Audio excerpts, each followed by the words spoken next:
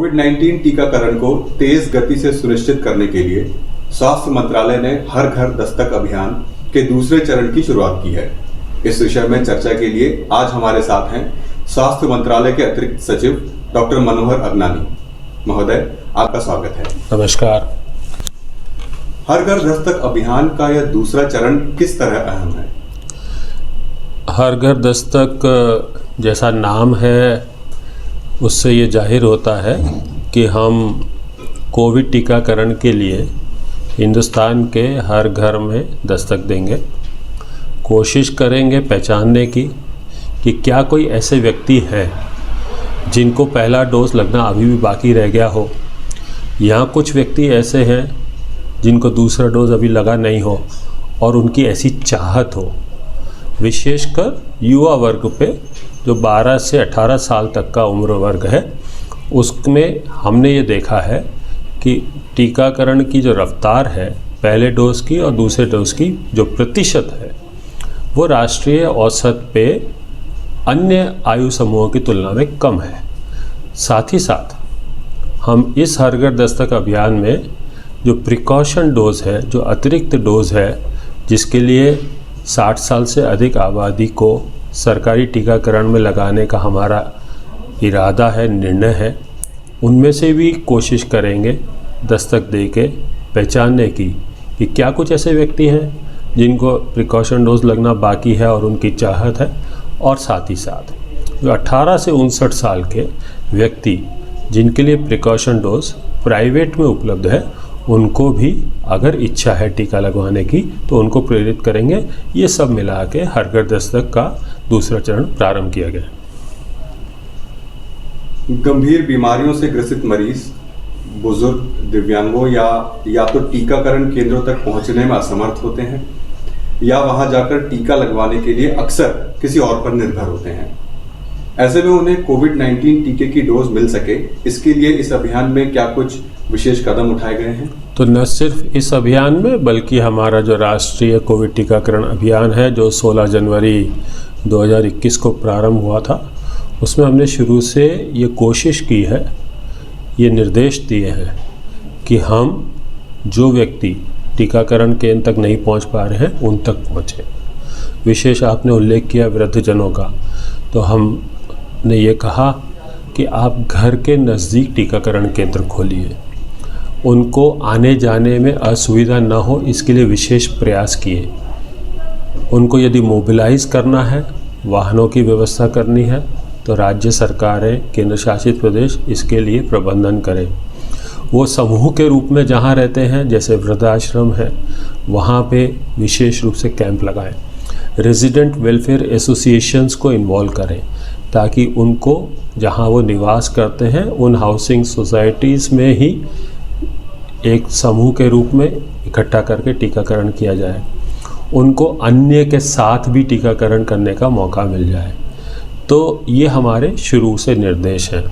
हर घर दस्तक अभियान में भी हम यही कोशिश करेंगे कि अगर कोई व्यक्ति चाहता है कि उसको सेकेंड डोज लगना बाकी है या प्रिकॉशन डोज लगना बाकी है और उनको वहीं पे जहां वो चाहते हैं टीकाकरण की व्यवस्था हो जाए, ये हम प्रयास कर रहे हैं। हमारी कोशिश ये है कि हर उस व्यक्ति तक पहुँचे जो चाहता हो, हर उस व्यक्ति तक पहुँचे बिना किसी उसको असुविधा हुए। तो विशेषकर वृद्धजन, और हमने इस बार ये भी कहा है कि दिव्यांगजन को भी आप समूह के रूप में देखें। वो कहाँ ज़्यादा रहते हैं, उन तक कैसे पहुंच सुनिश्चित की जा सकती है, वो टीकाकरण तक केंद्र तक पहुंचे, ये भी सुनिश्चित करें। तो हमारा फोकस इन विशेष समूहों पर भी है इस टीकाकरण अभियान में। कई क्षेत्रों में कोविड टीके की दूसरी डोज लेने के लिए लोग आगे नहीं आ रहे हैं। ऐसे में इन लोगों को जागरूक करने के लिए सरकार ने क्या कदम उठाए हैं? देखिए, हमारा अनुभव जो टीकाकरण का है कोविड का, वो जब हमने टीकाकरण अभियान शुरू किया था तो ऐसा महसूस हो रहा था कि वैक्सीन हेजिटेंसी जो है वो अपना रोल ज़्यादा प्ले करेगी और उसमें से कई लोग जो है वैक्सीन के प्रति उनकी आशंकाएं होंगी, शंकाएं होंगी, भ्रम होंगे, इसलिए उसको हमें एड्रेस करना होगा। चूँकि ये नया वैक्सीन था, इसलिए हमने इसको टीकाकरण अभियान के शुरुआत से ही वैक्सीन हेजिटेंसी पार्ट को कवर किया। हमने उसके लिए एक विशेष कम्युनिकेशन स्ट्रेटजी बनाई। हमने लोगों को, राज्यों को आग्रह किया कि वैक्सीन के बारे में जितने मिसकंसेप्शंस हैं, जो भ्रांतियां हैं, जो शंकाएं हैं, उनको दूर करिए। लोगों के नज़दीक जाके टीकाकरण करिए। समाज में जो व्यक्ति दूसरों के लिए आदर्श हैं, जिनका नेतृत्व स्वीकार्य होता है, जिनकी बात को लोग मानते हैं, डॉक्टर साहिबान हुए या अन्य विशिष्ट जन हुए, उनको टीकाकरण के माध्यम से आगे लाके उनके माध्यम से लोगों को प्रेरित करें, लोगों के भ्रम दूर करें। और आप देखेंगे कि कोविड का टीकाकरण जो है वो अन्य टीकाकरण की तुलना में वैक्सीन हेजिटेंसी के लिहाज से बहुत अच्छा उसमें परफॉर्मेंस रहा है। हमारी उपलब्धि बहुत अच्छी हुई है। हाँ, ये ज़रूर है कि पहला डोज लगाने के बाद जो सेकंड डोज की जो अंतराल है, उस अंतराल पे हम ये महसूस करते हैं कि कुछ लोग छूट जाते हैं। अब वो हेजिटेंसी का हिस्सा भी है या एक किस्म का कॉम्प्लासेंसी है, एक किस्म का स्थिति ऐसी कि मैंने एक टीका लगवा लिया, शायद मुझे दूसरे की ज़रूरत न पड़े, तो वो स्थिति भी है। उसको भी हमने कहा है कि आप ऐसे लोगों को चिन्हांकित करिए। हमारे पास एक बहुत खूबसूरत प्लेटफॉर्म है जिसे हम कोविन कहते हैं, जिसमें आप हर शहर के बारे में, हर गांव के बारे में, हर वार्ड के बारे में, हर मोहल्ले के बारे में, हर परिवार के बारे में, हर व्यक्ति के बारे में पता लगा सकते हैं कि उसका वैक्सीनेशन का स्टेटस क्या है, क्या उसका दूसरा डोज लगना बाकी था और नहीं लगा है। तो ऐसे लोगों तक पहुंचने के लिए हम प्रयास कर रहे हैं। वैक्सीन हेजिटेंसी सेकंड डोज के लिए जो है वो उसके कारण अलग हैं, उसको कारण हम समझाने के लिए कोशिश कर रहे हैं। नियमित रूप से हम राज्यों के साथ परामर्श करते हैं और राज्य भी इस स्थिति में काफ़ी प्रयास कर रहे हैं। हमारा इरादा ये है कि सभी आबादी को जो 12 साल से अधिक की है उसको दोनों डोज लग जाएं। सभी 60 से अधिक आबादी को प्रिकॉशन डोज सरकारी केंद्रों में लग जाए और 18 से 59 साल की जो आबादी है उनको भी प्रिकॉशन डोज निर्धारित समय पे लगाने के लिए प्रेरित किया जाए। Sir, vaccine hesitancy second dose के लिए आपने बताया, कुछ केस ऐसे भी सामने आ रहे हैं जिसमें लोगों को दोनों डोज लग चुकी है और प्रिकॉशन डोज लगाने के लिए उनमें एक नीरसता का भाव है। तो क्या उनकी इस नीरसता को दूर करने के लिए सरकार ने कुछ विशेष कदम उठाए हैं इस अभियान में? देखिए, हमारा प्रिकॉशन डोज के लिए फोकस जो है वो आबादी है जिस पे हमें ज़्यादा ध्यान देने की ज़रूरत है। इसलिए हमने 60 साल से अधिक की आबादी को सरकारी टीकाकरण केंद्रों के माध्यम से मुफ्त टीका लगाने के लिए अभियान चलाया।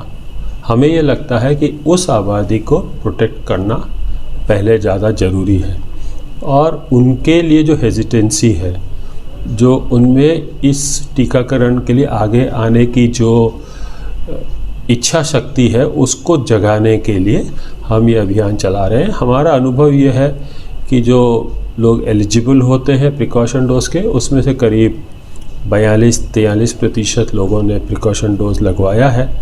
हमारा ये गैप है, इस गैप को हम जानते हैं और इसी को दृष्टि में रखते हुए हमने इस अभियान में precaution dose specially for 60+ population को भी फोकस किया है। हर घर दस्तक अभियान को सुचारू रूप से संचालित करने के लिए क्या राज्यों और केंद्र शासित प्रदेशों को कुछ विशेष निर्देश दिए गए हैं? ये सारा अभियान राज्यों का है, केंद्र शासित प्रदेशों का है, सारी उपलब्धि उन्हीं की है, विशेष प्रयास उनके हैं। वैक्सीनेशन के लिए दलों का गठन उनका है, वैक्सीनेशन की एडवर्स इवेंट्स को रिपोर्ट करने का सिस्टम उनका है, वैक्सीनेशन के लिए मोबिलाइजेशन का काम उन्हीं का है। सब प्रयास उनका है। सभी राज्यों ने इसमें बहुत अच्छे प्रयास किए हैं। हम तो सिर्फ एक केंद्र सरकार की भूमिका में जहां वैक्सीन उपलब्धता का काम करते हैं, साथ ही साथ जो डिफरेंट गाइडलाइंस हैं, पॉलिसीज़ हैं, उसको बना के राज्यों को देने का काम करते हैं। फील्ड में जो एक्शन है वो उन्हीं का है, सारा क्रेडिट उन्हीं का है। सर, 16 जनवरी 2021 से कोविड के खिलाफ एक टीकाकरण अभियान चलाया गया था और अब हम टीके की 200 करोड़ डोज लगाने की एक बड़ी उपलब्धि के ओर बढ़ रहे हैं। आप इस अभियान की अब तक की सफलता को कैसे देखते हैं और हमें भविष्य के लक्ष्यों के बारे में भी बताएं। देखिए, उपलब्धि तो अच्छी है, बहुत अच्छी है, क्योंकि जब अभियान शुरू हुआ था तो हम में से कई ने ये अंदाज़ा नहीं लगाया था कि हम यहाँ तक पहुँच जाएंगे। हमारी 200 करोड़ तक के हम आंकड़े तक पहुँच रहे हैं, लेकिन हमें ये भी याद रखना चाहिए कि हमारी जनसंख्या भी काफ़ी अधिक है। तो जो 200 करोड़ हम पहुँचे हैं, उससे ज़्यादा संतुष्टि ये है कि हम 12 साल से ज़्यादा की अधिकांश आबादी को दोनों डोज लगा चुके हैं। नंबर्स की बजाय मेरा संतुष्टि उस पे ज़्यादा है कि आज लगभग 86-87% आबादी को दोनों डोज लग चुके हैं। जो थोड़ा सा अंतराल है, जो 12-13% आबादी को दोनों डोज लगना बाकी बचा है, दूसरा डोज बाकी है, वो हमारा लक्ष्य है। उसी के लिए हम प्रयास कर रहे हैं, उसी के लिए हम राज्यों से निवेदन भी कर रहे हैं। अपने व्यस्त कार्यक्रम में से समय निकालकर बातचीत करने के लिए आपका बहुत बहुत धन्यवाद। नमस्कार, बहुत बहुत धन्यवाद। जय हिंद।